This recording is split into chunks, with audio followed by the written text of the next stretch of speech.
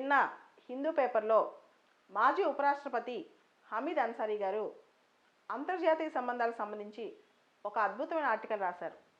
ఈ ఆర్టికల్ కనుక మనకు అవగాహన వస్తే అంతర్జాతీయ విశేషాలు, ముఖ్యంగా middle east, west Asia, Persian Gulf సంబంధించి పూర్తి స్థాయిలో ఒక అవగాహన అనేది వస్తుంది. ఈ ఆర్టికల్ గురించి ఈరోజు మన డిస్కషన్. ఈ article heading, in the Persian Gulf littoral cooperative security is the key.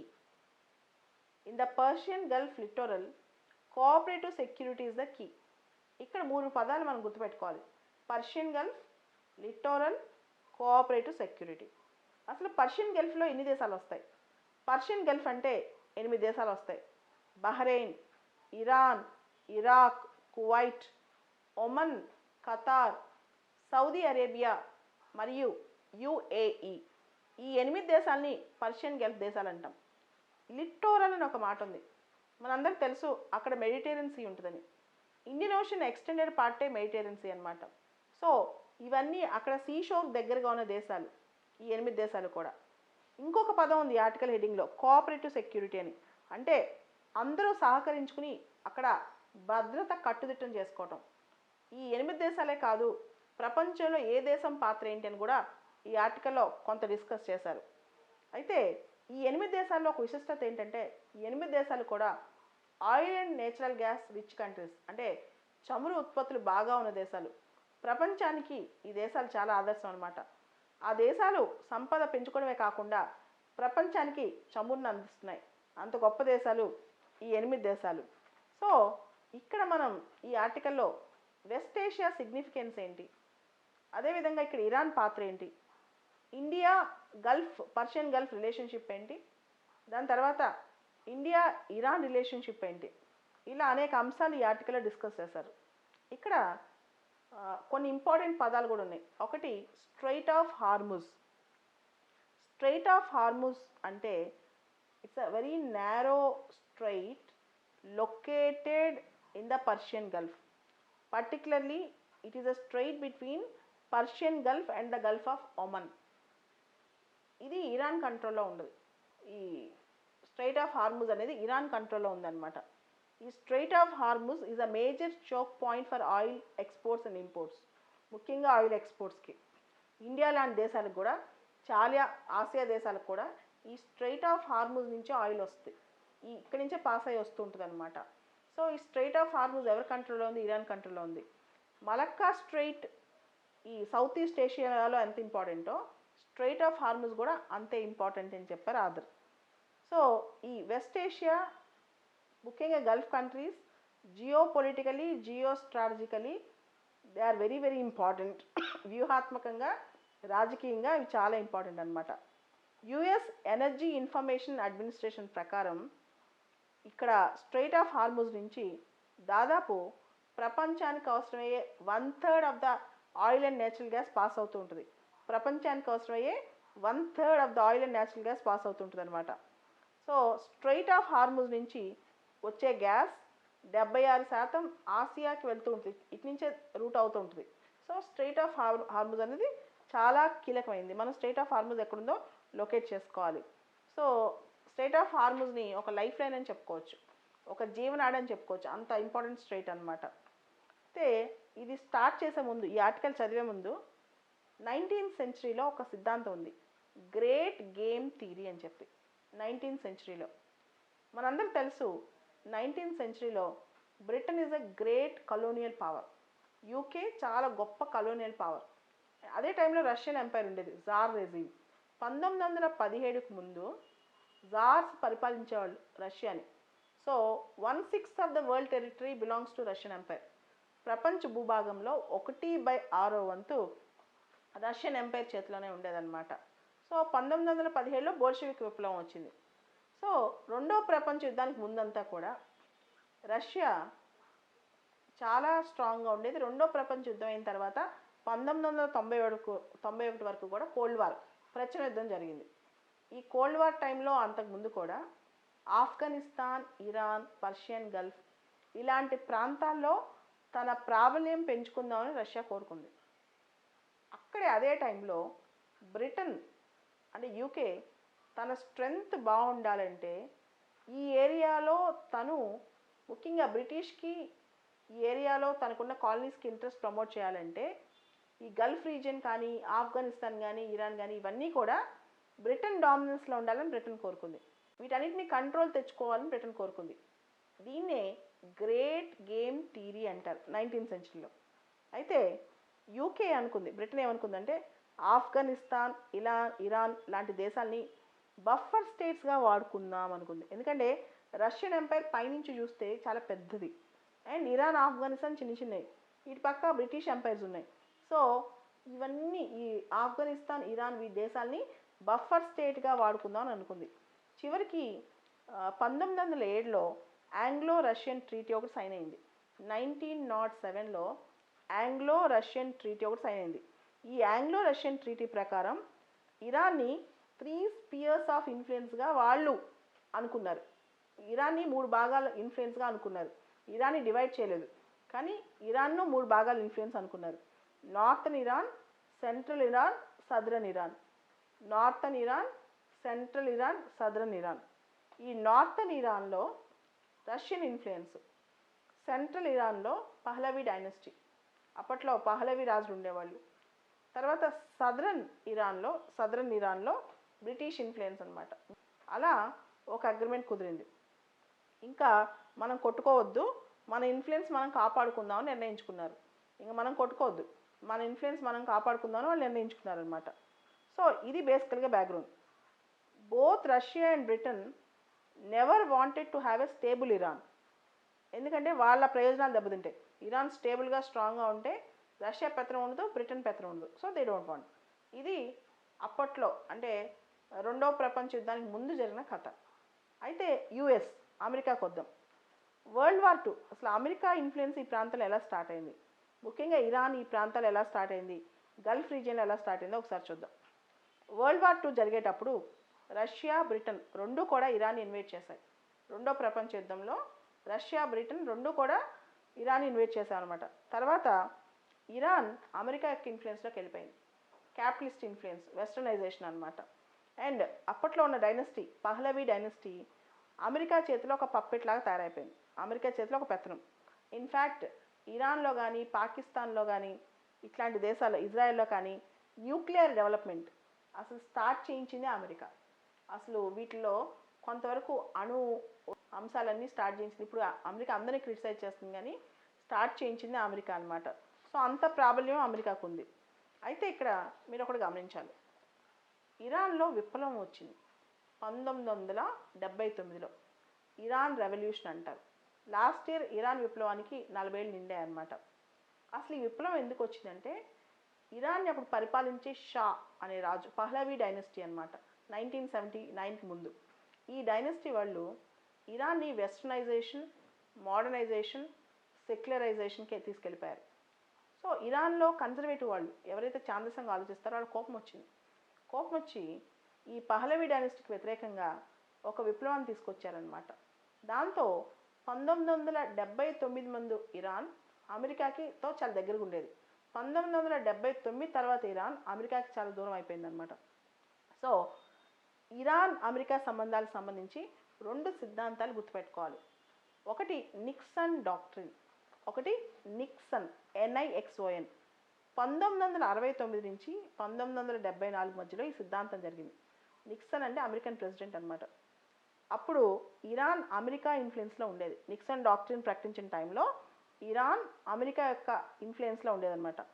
Nixon doctrine ఏంటంటే strengthening Iran's military could stabilise Middle East, thereby protecting not only Iran's oil supplies but also oil reserves of all countries bordering Persian Gulf. అంటే ఇరాన్లో మిలిటరీని strengthen చేయటం వల్ల middle ఈస్ట్ని stabilise చేయొచ్చు, తద్వారా Iran oil సప్లైస్ని నిరంతరంగా చేయొచ్చు, దాంతోపాటు పర్షియన్ గల్ఫ్ బార్డర్లో ఉన్న దేశాలు కూడా హ్యాపీగా ఉండొచ్చు ఆయిల్ సప్లైస్లో అని నిక్సన్ డాక్ట్రిన్ చెప్పారు. ఎందుకంటే అప్పుడు అమెరికాకి ఇరాన్ అంటే ఇష్టం కాబట్టి, అమెరికా చెప్పినట్టు ఇరాన్ వింటుంది కాబట్టి. కానీ 1979లో ఇరాన్లో విప్లవం వచ్చింది, ఇది కూడా గుర్తుపెట్టుకోండి. 80లో వచ్చింది ఇంకొక డాక్ట్రిన్ ఉంది అమెరికాలో, Carter doctrine, CARTER, Carter doctrine 1980 అనమాట. ఈ డాక్ట్రిన్ ప్రకారం US would use military force if necessary to defend its national interest in Persian గల్ఫ్లో అవసరమైతే యుఎస్ తన యొక్క మిలిటరీ ఫోర్సెస్ని కూడా వాడొచ్చు అని 1980లో ఈ డాక్ట్రిన్ వచ్చింది. ఈ డాక్ట్రిన్ వచ్చేటప్పటికి ఇరాన్లో విప్లవం జరిగింది. ఈ డాక్ట్రిన్ వచ్చేటప్పటికి ఇంకొక అంశం కూడా జరిగింది. సోవియట్ రష్యా ఆఫ్ఘనిస్తాన్ మీద ఆల్మోస్ట్ పెత్తనం చేయడం భయంకరంగా మొదలెట్టింది. అంటే సోవియట్ ఇన్ఫ్లుయెన్స్ ఆఫ్ఘనిస్తాన్ మీద పెరిగిందనమాట. సో ఈ రెండింటిని ఎదుర్కొనేందుకు కార్టర్ డాక్ట్రిన్ అనేది వచ్చిందనమాట. అంటే US would use military forces if necessary in this area. అవసరమైతే యుఎస్ దానిలో చేయొచ్చు అనమాట. సో అలాంటి పరిస్థితి కూడా అక్కడ వచ్చింది. సో మనకి ఏం అర్థం చేసుకోవాలంటే ఇరాన్ ప్రీ 1979, ఇరాన్ ఆఫ్టర్ 1979. 1979కి ముందు ఇరాన్, 1979 తర్వాత ఇరాన్. 1979కి ముందు ఇరాన్ ఏంటి? పహలవీ డైనస్టీ, వెస్టర్నైజేషన్కి సపోర్ట్ చేసేవాళ్ళు, సెక్యులరైజేషన్, మోడర్నైజేషన్. కానీ 1979 తర్వాత ఇరాన్ ఎవరి చేతిలోకి వెళ్ళింది? రొహల్లా కొమినీ చేతిలోకి వెళ్ళింది. తర్వాత IRGC, Islamic Revolutionary Guard Corps, IRGC వాళ్ళు ఇరాన్ పూర్తిగా కంట్రోల్ చేసేవాళ్ళు. మీరు వినే ఉంటారు, జనవరి 2020లో కాసిం సులేమానీ అనే ఆయన్ని చంపేశారు, ఇరాన్ జనరల్ ఒక ఆయన్ని, బాగ్దాద్ ఎయిర్పోర్ట్ దగ్గర. సో ఆయన కూడా IRGC చీఫ్ అనమాట, జనరల్ ఆయన. సో అమెరికాకి ఈ ఛాందస్వాదులు అంటే నచ్చరు. వీళ్ళు కొంచెం స్ట్రిక్ట్గా వాళ్ళ రిలీజియస్ ప్రిన్సిపల్స్ ఫాలో అవుతారనమాట. సో మిడిల్ ఈస్ట్ స్టేబుల్గా, మిడిల్ ఈస్ట్ ప్రశాంతంగా ఉంటే, మిడిల్ ఈస్ట్ అమెరికా కంట్రోల్లో ఉంటే అమెరికాకి చమురు అనేది ఈజీగా దొరుకుద్ది, అమెరికా ఎలాంటి రాజకీయాలైనా ప్లే చేయొచ్చు. అందుకే అప్పటి వరకు అమెరికా ట్విన్ పిల్లర్ పాలసీ ఒకటి ఫాలో అయింది 1979 వరకు కూడా. What is this twin pillar policy? Twin pillar policy అంటే ఓ పక్క సౌదీ అరేబియాని, ఇంకో పక్క ఇరాన్ని, ఇద్దరితో ఫ్రెండ్షిప్ చేయటం, దీన్నే ట్విన్ పిల్లర్ పాలసీ అంటారు. కానీ 1979 తర్వాత ఇరాన్కి సౌదీకి పూర్తిగా గిట్టకుండా పోయిందనమాట. అంతకుముందు పర్లేదు ఇరాన్ సౌదీ అరేబియా రిలేషన్షిప్, కానీ 1979 తర్వాత ఇద్దరికి పూర్తిగా గిట్టకుండా పోయింది. సో అమెరికా అండ్ తర్వాత అమెరికాకి ఇరాన్కి కూడా 1979 తర్వాత గిట్టట్లేదు. ఈ మధ్య కాలంలో అమెరికాకి ఇరాన్కి ఎక్కడెక్కడ డిఫరెన్స్ ఆఫ్ ఒపీనియన్ వచ్చినాయి, ఈ మధ్యకాలంలో అమెరికాకి ఇరాన్కి ఎక్కడెక్కడ ప్రాబ్లమ్స్ వచ్చినాయి. ఒకటి సిరియన్ వార్. మీ అందరికి తెలుసు, ఇక్కడ ఒక విషయం మనం కనిపెట్టాలి. మిడిల్ ఈస్ట్లో రాజకీయాలన్నీ సున్నీ షియా రాజకీయాలు. ఉదాహరణకి Saudi Arabia is a Sunni country, Iran is a Shia country. షియాల్ని ఎలా అయినా తొక్కాలని చెప్పి సున్నీ కంట్రీ అనుకుంటూ ఉంటుంది. This is a major thing అనమాట. సో ఇక్కడ ఉదాహరణకి మనం ఒక్కొక్క పాయింట్ చూసుకుంటూ వద్దాం. సిరియన్ వార్ ఉంది. సిరియన్ వార్లో సిరియా అధ్యక్షుడు బషర్ అల్ అసద్, ఆయన షియా ఆల్వైట్ కమిటీకి చెందినవాడు. బషర్ అల్ అసద్ షియా ఆల్వైట్ కమిటీకి చెందినవాడు అనమాట. సో ఈయనకి ఇరాన్ సపోర్ట్ చేస్తే, కానీ ఈయనకి అపోజ్ చేసేది ఎవరు? America. So Bashar al Assad oppose ఏమో అమెరికా చేస్తుంది, సపోర్ట్ చేసేది ఎవరు? ఇరాన్ అనమాట. అలానే ఇజ్రాయెల్ పాలస్తీనా ఇష్యూ. ఇప్పుడు ఇజ్రాయెల్ పాలస్తీనాలో ఒక టెర్రరిస్ట్ ఆర్గనైజేషన్ ఉంది, హమాస్ అని చెప్పి. పాలస్తీనా ఇండిపెండెన్స్ కోసం హమాస్, ఫతా వర్క్ చేస్తే, దానిలో కొంచెం టెర్రరిస్ట్ మోడ్లో హమాస్ వర్క్ చేస్తుంది. హమాస్కి సపోర్ట్ చేస్తే ఎవరు? ఇరాన్. ఓకే, ఇజ్రాయెల్ ఫ్రెండ్ ఎవరు? అమెరికా ఇజ్రాయెల్ ఎప్పుడు జాన్ జిగ్రీ ఫ్రెండ్స్, ఇది గుర్తుపెట్టుకోండి. తర్వాత ఇజ్రాయెల్ లెబనాన్ ఇష్యూలో, లెబనాన్లో హిజ్బుల్లా అనే టెర్రర్ ఆర్గనైజేషన్ ఉంది, దానికి ఇరాన్ సపోర్ట్ చేస్తుంది. అలానే యెమెన్ విషయం తీసుకోండి. యెమెన్లో ప్రభుత్వానికి వ్యతిరేకంగా హౌతీ రెబల్స్ ఉన్నారు. ఈ హౌతీ రెబల్స్కి ఎవరు సపోర్ట్ చేస్తారు? ఇరాన్. ప్రభుత్వానికి ఎవరు సపోర్ట్ చేస్తారు? అమెరికా. అదేవిధంగా ఇజ్రాయెల్ పాలస్తీనా ఇష్యూ. ఇలా మిడిల్ ఈస్ట్లో చాలా విషయాల్లో అమెరికా వేరే స్టాండ్ తీసుకుంది, ఇరాన్ వేరే స్టాండ్ తీసుకుంది. చివరికి మిడిల్ ఈస్ట్లో పీస్ని బాగా డిస్టర్బ్ చేసేసారు. సో మిడిల్ ఈస్ట్లో పీస్ డిస్టర్బ్ అవడానికి గత 30-40 ఏళ్ళుగా జరిగిన ఉదంతాలు కొన్ని చెప్తాను. మీ అందరికి తెలుసు, ఇజ్రాయెల్ పాలస్తీనా ఇష్యూ అది ఒక పెద్ద కుంపటి, నిప్పుల కుంపటి అని చెప్పొచ్చు. అది ఎప్పుడు ఆరుద్దో ఎవరికి తెలియదు, అసలు ఆరుద్దో లేదో మన జీవితకాలంలో చూస్తామో లేదో మనకు తెలియదు. సో అదొక ఇష్యూ అయితే, ఇరాక్ వార్. ఇరాన్ మీద దాడి చేసింది. మీ అందరికి తెలుసు, సద్దాం హుస్సేన్ అని చెప్పి ఇరాక్ అధ్యక్షుడు, ఆయనకి వార్ పిచ్ ఎక్కువ బాగా. సో ఇరాన్ మీద దాడి చేసింది. కొన్ని రోజులు అయిపోద్ది అనుకునే యుద్ధం 1980లో మొదలెడితే 88 దాకా జరిగింది. తర్వాత ఇదే ఇరాక్ కువైట్ మీద దాడి చేసింది 1990లో. కువైట్ మాదే అని చెప్పి, ఇవంతా ఆయిల్ కోసం. మూడోది, అమెరికా ఇరాక్ మీద దాడి చేసింది 2003లో. సద్దాం హుసేన్ ఉరి తీశారు కదా, తెలుసు కదా మీకు. తర్వాత అరబ్లో విప్లవాలు, అరబ్ స్ప్రింగ్స్, అంటే ఈజిప్ట్, తునీషియా, లిబియా ఇలాంటి దేశాల్లో ప్రో డెమోక్రసీ కావాలి, ప్రజాస్వామ్యం కావాలని చెప్పి ఫైట్స్. ఇలా చాలా చోట్ల, ఇంకా అంతకంటే మించి ఐఎస్, ఇస్లామిక్ స్టేట్, టెర్రరిజం, చాలా టెర్రరిస్ట్ గ్రూపులు కూడా స్టార్ట్ అయ్యాయి ఈ అనిశ్చితి వల్ల. సో ఇన్ని జరిగాయి. ఇవన్నీ జరుగుతుంటే అసలు ఈ ఆర్టికల్లో ఈయన రాసిన ఒక అద్భుతమైన మాట ఉంది. 1990 దశకంలో ఒక సౌదీ అరేబియన్ స్కాలర్ ఈ విధంగా అన్నాడంట. 1990 దశకంలో ఒక సౌదీ అరేబియా స్కాలర్ ఈ విధంగా అన్నాడంట. Gulf region security was an external issue long before it was an internal issue అని. అంటే గల్ఫ్ ప్రాంతంలో భద్రత ముందు గల్ఫ్ ప్రాంతంలో వాళ్ళు ఆలోచించే ముందే ప్రపంచం ఆలోచించింది. ఎందుకంటే ప్రపంచానికి గల్ఫ్లో ఉన్న ఆయిల్ కావాలి, ప్రపంచం గల్ఫ్ని కొల్లగట్టాలి, ముఖ్యంగా అమెరికా లాంటి దేశాలు. సో అంతకుముందు రష్యా, అంతకుముందు బ్రిటన్, ఇవన్నీ దేశాలు గల్ఫ్ని ఎలా కొల్లగొట్టాలి. అప్పట్లో ఆయిల్ రిచ్ కాకపోయినా సరే ఈ ఏరియాలో పెత్తనం, డామినెన్స్. సో గల్ఫ్లో ఎప్పుడైతే ఆయిల్ ఉందని తెలిసిందో అమెరికా పెత్తనం కోసం స్టార్ట్ చేసేస్తుంది. సో ఇక్కడ ఇన్ని డిస్టర్బెన్సెస్ ఉన్నా సరే, ఇన్ని కష్టాలున్నా, ఇన్ని ఛాలెంజెస్ ఉన్నా, Barack Hussein Obama American president ఇరాన్తో JCPOA అనే ఒక డీల్ చేసుకున్నారు. Joint comprehensive plan of action, P5+ deal అని కూడా అంటారు. సో దీనిలో ఇరాన్ స్లోగా తన న్యూక్లియర్ రియాక్టర్స్ తగ్గించుకునేటట్టు, అమెరికా ఇరాన్ పైన శాంక్షన్స్ తగ్గించుకునేటట్టు. అయితే డొనాల్డ్ ట్రంప్ వచ్చిన తర్వాత ఈ JCPOA లేదు, ఏం లేదు, అన్నీ క్యాన్సిల్, అన్ని డీల్స్ ఆపేస్తున్నాను, ఇరాన్ పైన మళ్ళీ ఆంక్షలు అన్నారు. సో ఎప్పుడైతే కొంత స్టెబిలైజ్ అవుతుంది అనుకున్న పరిస్థితుల్లో తిరిగి మళ్ళా గొడవలు మొదలయ్యాయి, తిరిగి మళ్ళా ప్రాబ్లమ్ స్టార్ట్ అయ్యాయి అన్నమాట. అండ్ ఆధార్ ప్రకారం, అంటే హమీద్ అన్సారీ ప్రకారం ఇంకొక పదం కూడా ఉంది ఇక్కడ.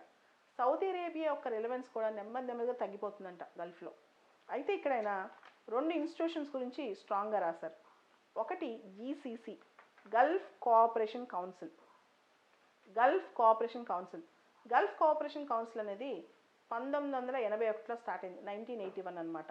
ముఖ్యంగా Islamic faith and Arabic culture, Arabian culture, Islamic faith బలంగా గల్ఫ్ కోఆపరేషన్ కౌన్సిల్ అనేది 1981లో స్టార్ట్ అయింది. దానిలో ఉన్న దేశాలు Bahrain, Kuwait, Oman, Qatar, Saudi Arabia, UAE. So ఈ ఆరు దేశాలు ఉన్నాయి ఇక్కడ గల్ఫ్ కోఆపరేషన్ కౌన్సిల్లో. కూడా ఇంటర్నల్గా చాలా గొడవలు, ముఖ్యంగా ఖతార్ దీనిలోంచి బయటకు వచ్చేస్తాను చాలా గొడవ అవుతుంది. సో ఇది కూడా అవుతుంది, దీని గురించి కూడా రాశారు ఆధార్. తర్వాత గల్ఫ్ కోఆపరేషన్ కౌన్సిల్ లైఫ్ సపోర్ట్లో ఉంది, అంటే ఆల్మోస్ట్ చనిపోయినట్టే, అది లైఫ్ సపోర్ట్లో ఉందని చెప్తారు ఆయన. తర్వాత ఒపెక్ దేశాలు కూడా ఇక్కడ ఆయన ప్రస్తావించారు. ఒపెక్ అంటే organization of petroleum exporting countries. Almost ఈ గల్ఫ్ దేశాలన్నీ కూడా ఒపెక్లో ఉన్నాయి. Algeria, Angola, Equatorial Guinea, Gabon, Iran, Iraq, Kuwait, Libya, Nigeria, Congo, Saudi Arabia, UAE ఇలాంటి దేశాలన్నీ కూడా ఒపెక్లో ఉన్నాయి. ఈవెన్ ఒపెక్ గురించి కూడా ప్రస్తావించారు. ఇంతకుముందు గల్ఫ్ కోఆపరేషన్ కౌన్సిల్, ఒపెక్ బాగా పనిచేసిన ఈ మధ్య వాటి ప్రాముఖ్యత కూడా తగ్గిపోతుందని చెప్పి కూడా ఆధార్ చెప్పారనమాట. అయితే సబ్లిమినల్గా, అంతర్లీనంగా ఆయన ఒక మాట మాట్లాడారు. మనం ఇరాన్ని దూరంగా పెట్టేసి, ఇరాన్ని కాదనుకుని మిడిల్ ఈస్ట్లో పీస్ తేవడం అంత ఈజీ అయిన పని కాదు. ఎందుకంటే UAE కానీ, ఖతార్ కానీ, ఈ దేశాలన్నీ కూడా రీఎమర్జ్ అవుతున్నాయి. UAE, ఖతార్, ఇరాన్ అని. దాంతోపాటు ఒమన్, కువైట్, ఖతార్ ఈ 3 దేశాలు అంతర్గతంగా ఇరాన్తో చాలా సఖ్యంగా ఉన్నాయి, చర్చలు చాలాసార్లు జరుపుకుంటున్నాయంట. ఒమన్, కువైట్, ఖతార్ ఈ 3 దేశాలు ఇరాన్తో చాలా దగ్గరగా ఉన్నాయంట. అది ఆధార్ అభిప్రాయం అనమాట. తర్వాత అసలు ఈ ఏరియాలో సెక్యూరిటీ కోసం, ఫ్రీ ట్రేడ్ కోసం, ఫ్రీ షిప్పింగ్ కోసం, కమర్షియల్ షిప్పింగ్ కోసం అందరూ కలిసి పనిచేయాలి. ఈ ఏరియాలో శాంతి, సుస్థిరత అభివృద్ధి చేయడం కోసం, ఫ్రీ షిప్పింగ్ కోసం, స్ట్రైట్ ఆఫ్ హార్ముజ్లో ఏ భయం లేకుండా ప్రయాణం చేయడం కోసం అందరూ కలిసి కృషి చేయాలి కూడా ఆయన అన్నారు. ఇవన్నీ చెప్పిన తర్వాత ఆయన చివరిలో కొన్ని మాటలు చెప్పారు. ఇండియా అండ్ గల్ఫ్ సంబంధాలు ఎలా ఉన్నాయి, ఇండియా అండ్ ఇరాన్ సంబంధాలు ఎలా ఉన్నాయని. సో ఇండియా గల్ఫ్ రీజియన్ ద్వైపాక్షిక వాణిజ్యం, బైలేటరల్ ట్రేడ్ $121 బిలియన్ ఉందంట. India Gulf bilateral trade $121 billion. అదేవిధంగా గల్ఫ్ రీజియన్ నుంచి ఇండియాకు వచ్చే రెమిటెన్సెస్, అంటే మన ప్రవాస భారతీయులు అక్కడ ఉండి వాళ్ళు పంపించేవి $49 బిలియన్ అంట. అలానే 34% India crude oil Gulf cooperation council దేశాల నుంచి అయితే కొనుక్కుంటుంది. 34% భారత క్రూడ్ ఆయిల్ జీసీసీ నుంచి వస్తుందన్నమాట. దాంతోపాటు సౌదీ అరేబియా, అబుదాబి నుంచి కంపెనీస్ మన రత్నగిరి ఆయిల్ రిఫైనరీ అంటే మహారాష్ట్రలో ఉంది. దానిలో చాలా పెట్టుబడులు పెట్టాయంట సౌదీ అరేబియన్ ఆయిల్ కంపెనీస్. దాంతోపాటు Saudi Arabia state owned oil company Aramco ఉంది కదా, Saudi Arabia oil company Aramco వాళ్ళు రిలయన్స్లో కూడా 20% స్టేక్ పెట్టారంట. సో ఇండియా ఇరాన్ రిలేషన్స్ చాలా important. Iran is our trusted friend, long standing friend. కానీ ఈ మధ్య మనం ఇరాన్ నుంచి ఆయిల్ కొనుక్కోవడం తగ్గించేసాం, ఆల్మోస్ట్ మినిమైజ్ చేసేసాం. దానికి కారణం కాట్సా, CAATSA. ఎవరైతే అమెరికా శత్రు దేశాలతో స్నేహం చేస్తారో, ఇంపోర్ట్స్ ఎక్స్పోర్ట్స్ చేసుకుంటారో వాళ్ళపైన అమెరికా ఆంక్షలు విధించవచ్చు. దేని ప్రకారం? కాట్సా ప్రకారం. కాట్సా అంటే countering American adversaries through sanctions act, ఈ చట్ట ప్రకారం అనమాట. దానికి కొంత ఎవరికైనా భయం ఉంటుంది కదా, దానికి కొంత ఎఫెక్ట్ అయ్యి చాలా వరకు మనం ఇరాన్ నుంచి ఆయిల్ కొనుక్కోవడం తగ్గించేసాం అనమాట. But Iran has a great potential and geo political significance. ఇప్పటికి కూడా ఇరాన్ని మనం బయటికి పంపించే అవకాశం లేదు. దానికి కారణం మన సంబంధాల్లోంచి. దానికి కారణం ఓ పక్క ఆఫ్ఘనిస్తాన్లో ఇరాన్ ప్రభావం, ఇరాన్ ఇన్ఫ్లుయెన్స్ చాలా ఉంది. ఇండియా ఇరాన్ రిలేషన్షిప్లో చాలా పాజిటివ్స్ ఉన్నాయి, మనం వాటిని ఎక్స్ప్లోర్ చేసుకోవాలి. అండ్ చాబహార్ పోర్ట్ మీ అందరికి తెలుసు, చాబహార్ పోర్ట్ కూడా అక్కడే ఉంది. అండ్ మన ముంబై పోర్ట్ నుంచి బస్రా పోర్ట్ చాలా దగ్గర, బందర్ అబ్బాస్ చాలా దగ్గర. ఇవన్నీ మనకు చాలా దగ్గరగా ఉన్నాయి. ఇరాన్ మనకు అంత దూరమైన దేశం ఏం కాదు, చాలా దగ్గర దేశం, చాలా సంబంధాలు ఉంచుకోవాల్సిన దేశం. ఇండియా ఎప్పుడు కూడా తనకి ఎంత పవర్ ఉన్నా ఎప్పుడు కూడా India never interfered in the internal affairs of Gulf reason అంతర్గత అంశాల్లో ఇండియా ఎప్పుడు ఇంటర్ఫియర్ అవ్వలేదు. కానీ ఎప్పుడైనా గల్ఫ్ రీజన్ స్టేబుల్గా, పీస్ఫుల్గా ఉంటే, అంటే సుస్థిరంగా, శాంతియుతంగా ఉంటే ఖచ్చితంగా ఇండియా ఇంట్రెస్ట్ ప్రమోట్ అయిపోద్ది అనమాట. ఇండియా బాధ అదే, ఇండియా ఆలోచన అదే. So peaceful and stable Persian Gulf is in India's interest. అక్కడ మ్యారిటైమ్ సెక్యూరిటీ బాగుంటే ఇండియా సెక్యూరిటీ కూడా బాగుంటుంది, అది ఇండియాస్ ఇంట్రెస్ట్ అనమాట. India should work for this end. ఇది ఆర్టికల్, నిన్న హమీద్ అన్సారీ గారు చెప్పిన ఆర్టికల్. చూడండి, ఈ ఆర్టికల్ చాలా important. In Persian Gulf littoral cooperative security is key. ఈ ఆర్టికల్ కనుక చదివి నేను చెప్పింది రాసుకుంటే మీకు ఎగ్జామ్లో చాలా యూజ్ అవుతుంది, ముఖ్యంగా IR ఇంటర్ప్రిటేషన్లో.